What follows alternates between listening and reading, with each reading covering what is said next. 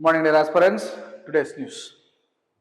First news: Congress to move Supreme Court against rejection of Rajya Sabha nomination. என்னன்னா மீனாட்சி நடராஜன் அப்படிங்கிற ஒருத்தரை மத்திய பிரதேஷ்ல இருந்து ராஜ்யசபாவுக்கு நாமினேஷன் பண்ணிருக்காங்க. ராஜ்யசபா எலெக்ஷனுக்கு அந்த எலெக்ஷன் நாமினேஷனை returning officer election commission of இந்தியாவோட ஆஃபீஸர் வந்து அதை ரத்து பண்ணிட்டாரு.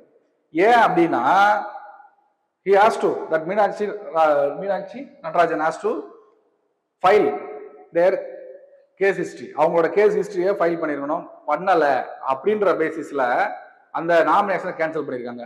இப்போ அதை எதிர்த்து காங்கிரஸ் பார்ட்டி என்ன பண்றாங்க அப்படின்னா ஒரு சில கைட்லைன்ஸை காமிச்சு இந்த கைட்லைன்ஸுக்குள்ள வந்தாதான் நம்ம கேஸ் ஃபைல் பண்ணணும். ஸோ இவங்க மேல இருக்கிற ஆல்ரெடி இருக்கிற கிரிமினல் கேஸ் வந்து இந்த பேஸ் லைன்ல வராது அப்படின்னு சொல்லி வாதாடுறாங்க. So we have to read about what are all the benchmarks to be mentioned in the nominations அப்படிங்கிறது தெரியணும். Right, case history RO reject பண்ணது ஜனவரி 9, சுப்ரீம் கோர்ட்டுக்கு போக போறது ஜூன் 9, ஜூன் 11 வந்து சுப்ரீம் கோர்ட்டுக்கு போக போறாங்க. ஸோ எப்படி நடக்க போகுதுன்னு தெரியல. நம்ம ரெப்ரசன்டேஷன் ஆஃப் பீப்புள் ஆக்ட் 1951ல என்ன கைட்லைன்ஸ் கொடுத்துருக்காங்கன்னு பார்க்கணும். செக்ஷன் 33A அப்படிங்கிறதுல 2 இயர்ஸுக்கு அதிகமா எந்த கேஸ்லாம் நீங்க அதாச்சும் அந்த கேண்டிடேட் பெனால்டி வாங்குற அளவுக்கு 2 இயர்ஸ் பனிஷ்மெண்ட் வாங்குற அளவுக்கான தண்டனை அவங்க மேல இருக்கிற கேஸ்ல இருந்துச்சு அப்படின்னா அதை மென்ஷன் பண்ணுவோம். ஓகேவா? அண்ட் 1 இயருக்கு அளவுக்கான பாஸ்ட் கன்விக்ஷன், ஏற்கனவே ஒரு கேஸ் ஃபைல் ஆகி அவங்க கன்விக்ட், அவங்க தண்டனை கூடியவங்க தான் அப்படின்னு சொல்லி ஜெயிலுக்கு 1 வருஷத்துக்கு உள்ள போயிருந்தா பிரச்சனை இல்லை, 1 வருஷத்துக்கு அதிகமா இருந்திருந்தா இதையும் மென்ஷன் பண்ணும். ஸோ 2 வருஷம் தண்டனை அனுபவிக்கிற அளவுக்கான குற்றத்தின் சார்ஜ் ஷீட்ல இவங்க ஃபைல் ஆயிருந்தா 1, 2வது பாஸ்ட் குற்றத்துல அட்லீஸ்ட் 1 வருஷமாச்சும் உள்ள இருக்கிற மாதிரியான தண்டனைகள் அனுபவிச்சிருந்தா இது 2த்தையும் மென்ஷன் பண்ணணும் அப்படின்னு சொல்றது representation of people act 1951. Right, அடுத்தது conduct of election rule 4A அப்படின்னு சொன்னா ஃபார்ம் 26 அப்படிங்கிற ஒண்ணு சப்மிட் பண்ணணும் சொல்லுது. அந்த ஃபார்ம் 26ல என்னென்னலாம் ஃபில் பண்ணணும் அப்படின்னா பெண்டிங் கிரிமினல் கேசஸ் இருக்கா அப்படிங்கறத ஃபில் பண்ணணும். கன்விக்ஷன்ஸ், தண்டனைக்குரியவர் தான் நீங்க அப்படின்னு உங்களுக்கு மேல கோர்ட் சொல்லியிருக்கா அதை மென்ஷன் பண்ணும். Asset liability education. ஸோ இது எல்லாம் கொடுக்கணும்னு சொன்னது rule 4A conduct of election rules. இப்போ என்ன கேட்டீங்கன்னா எலெக்ஷன் கமிஷன் ஆஃப் இந்தியா இந்த பாயிண்ட் சொல்ல முடியும், இந்த பாயிண்ட் சொல்ல முடியாது. ஏன்னா அவரோட கேஸ் ஹிஸ்டரி அப்படி இருக்கு. அண்ட் ஆர்டிகல் 19(1)A என்ன சொல்றது, right to freedom of speech அப்படின்னா என்ன அர்த்தம்? போது டேட்டா தெரிஞ்சாலும் ஸ்பீச் பண்ண முடியும். ஸோ ஒரு கேண்டிடேட் மேல கிரிமினல் கேஸ் இருக்குன்னு தெரிஞ்சாலும் பேசவே முடியும். அப்போ இன்டைரக்டா இந்த லாவை இந்த பாயிண்டை என்ஃபோர்ஸ் பண்றதுக்கு we have to know about the case history of every nominations. Right, அடுத்து சுப்ரீம் கோர்ட் ஜட்ஜ்மெண்ட்ஸ் என்னென்ன சொல்லியிருக்காங்க. ஏடிஆர் கேஸ்ல criminal antecedents assets liability qualification இது எல்லாத்தையும் சொல்லணும்னு சொல்லியிருக்காங்க. பியூசிஎல் கேஸ்ல ஆர்டிகல் 19 என்ஃபோர்ஸ் பண்றதுக்கு கேஸ் டீடைல்ஸ் தெரியணும்னு சொல்லியிருக்காங்க. ஸோ இதெல்லாம் one of the important cases தெரிஞ்சுக்கணும். Right, second news, PM credits public maturity for NDA's 12-year stable rule. ஒரு ஹிஸ்டாரிக் டே நம்ம இந்தியா பொறுத்த வரைக்கும். ஏன் அப்படின்னா இதுக்கு மேல லாங் டியூரேஷன்ல ஒரே ஸ்ட்ரெச்ல அதிக நாட்கள் பிஎம்ஆ இருந்தது யாருன்னா நேரு, ஜவஹர்லால் நேரு. அவரை பீட் பண்ணி இப்போ மோடி அவர்கள் வந்து லாங்கஸ்ட் பிஎம் டென்யூர்ல இருந்தவங்க அப்படிங்கிற நேம் எடுக்கிறாங்க. இன்னையில இருந்து. ஸோ நம்ம நேருக்கும் மிஸ்டர் நரேந்திர மோடிக்கும் உள்ள டிஃபரன்சஸ், உள்ள இம்பார்ட்டன்ட் கான்ட்ராஸ்ட் விஷயங்கள் என்னன்னு தெரியணும். நம்ம மேக்சிமமா நம்ம நேருவை பத்தி தெரிஞ்சுக்கணும். ஏன்னா எப்பெல்லாம் இந்த 100th டே இந்த மாதிரி டிஃபீட் பண்ற மாதிரி ஒரு சில பாயிண்ட்ஸ் வெளியே வருதோ ஒரு ஃபேமஸ் பர்சனாலிட்டியா அவங்களுக்கு இருந்து கொஸ்டின் நிறைய டைம் கேட்கறாங்க. ஸோ இந்த பாயிண்ட்ல நான் எடுத்து வச்சிருக்கிறது என்னன்னா நேருவை பத்தின நியூஸ் நிறைய எடுத்து வச்சிருக்கு. ரைட், 2014ல இருந்து 2014ல அவர் ஆட்சி அமைகிறாரு. இப்போ 26 12 வருஷத்தை தாண்டியாச்சு. அவங்க 12 வருஷம் வரைக்கும் தான் இருந்தாங்க. One of the prominent step by mister Modi என்னன்னா விக்சித் பாரத் 2040, வளர்ந்த இந்தியா விக்சித் பாரத் அப்படிங்கிறது.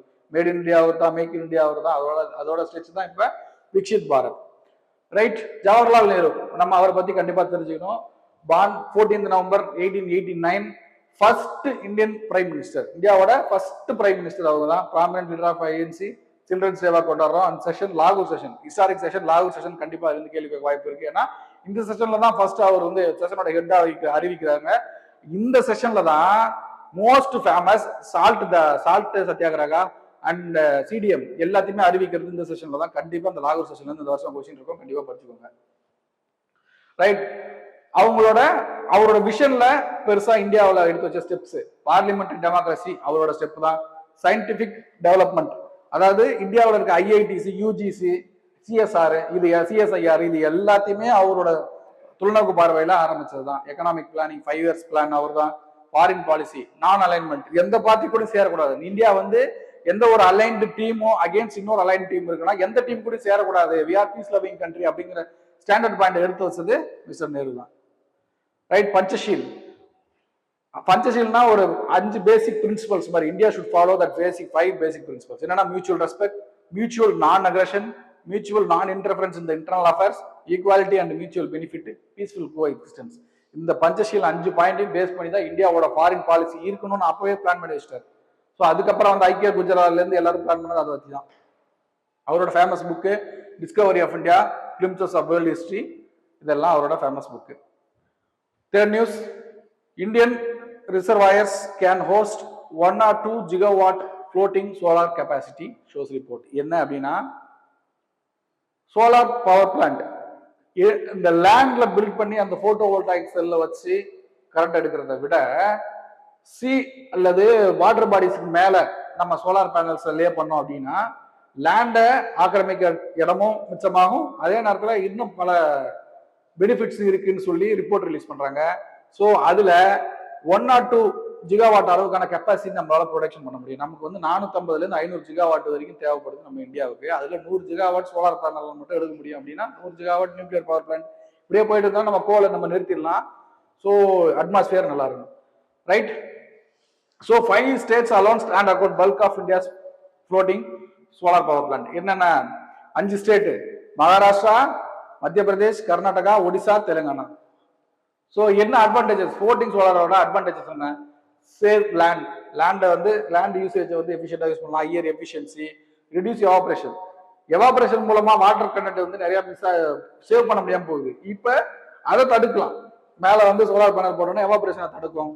ரைட். அடுத்தது யூசஸ் எக்ஸிஸ்டிங் கிரிட், இருக்கிற கிரிட்டை ஏற்கனவே யூஸ் பண்ணலாம். ரைட். இதெல்லாம் பண்ண முடியும். சேலஞ்சஸ் என்னன்னா பில்ட் பண்றது, இன்ஃப்ராஸ்ட்ரக்சர் பில்ட் பண்றது காஸ்ட் ஜாஸ்தியா இருக்கு. 25% மோர் ஆகுது. அண்ட் வெதர் அனார்கிங் ரிஸ்க்ஸ், ஏன்னா சைக்ளோனு இதை மாதிரி ஏதாவது வந்துச்சுன்னா அந்த பேனலை அடிச்சு தள்ள முடியும்.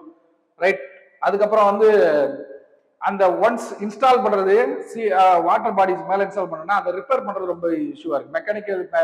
மெக்கானிக்கல் இன்ஜினியர்ஸ் அவைலபிலிட்டி வந்து ரொம்ப ஸ்கில்டு மெக்கானிக்கல் இன்ஜினியர்ஸ் அவைலபிலிட்டி ரொம்ப ரிஸ்க். ரைட். ஒரு நியூஸ்ல வந்து ஒரு முக்கியமானது ஓம்கரேஸ்வர் அப்படிங்கிற ஒரு பேக் வாட்டர்ஸ்ல இந்த சோலார் பேனல்ஸை ஆல்ரெடி லே பண்ணி அந்த பவரை ஜெனரேட் பண்ணிட்டு இருக்காங்க.